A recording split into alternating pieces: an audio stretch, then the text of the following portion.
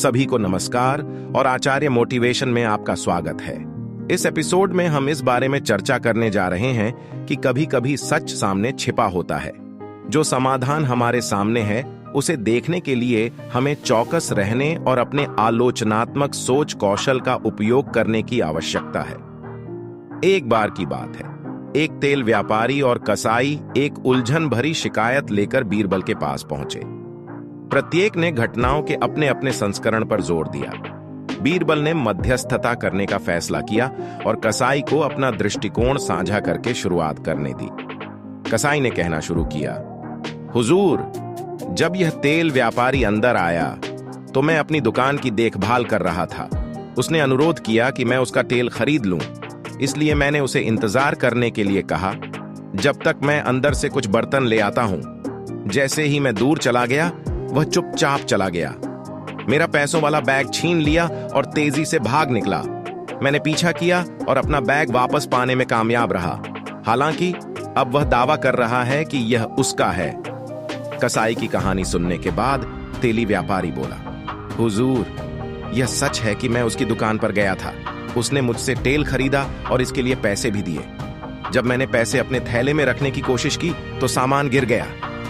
गड़बड़ हो गई। उस बिक्री से मेरी सारी कमाई मेरे बैग में थी और उसने जबरन इसे मुझसे छीन लिया।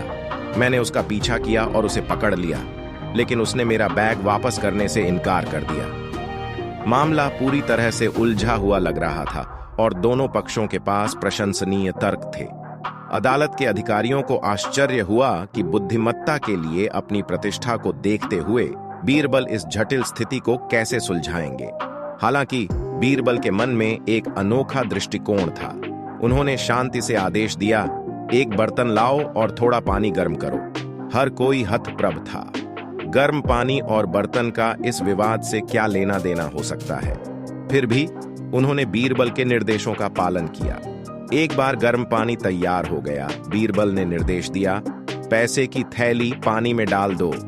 बैग गर्म पानी में डूबा हुआ था और परिणाम देखने के लिए बीरबल खुद अपनी सीट से उठ गए। सावधानी पूर्वक जांच करने के बाद उन्होंने घोषणा की, इस बैग का मालिक तेली है। आप पानी में तेल की बूंदें तैरते हुए देख सकते हैं। इस प्रकार के तेल से सना हुआ बैग केवल एक तेल व्यापारी का हो सकता है।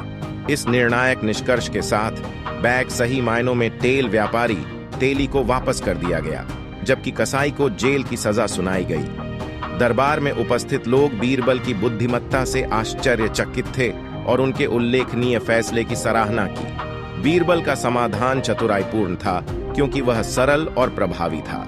उन्होंने तेल व्यापारी के व्यवसाय के बारे में अपने ज्ञान का उपयोग करके इस निष्कर्ष पर पहुंचे कि पैसे का बैग उसी का था।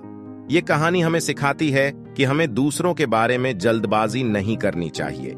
हमें हमेशा इस संभावना के प्रति खुला रहना चाहिए कि कहानी में जो दिखता है उससे कहीं अधिक है। हमें किसी निष्कर्ष पर पहुंचने से पहले सभी साक्ष्यों का मूल्यांकन करने के लिए अपने आलोचनात्मक सोच कौशल का भी उपयोग करना चाहिए।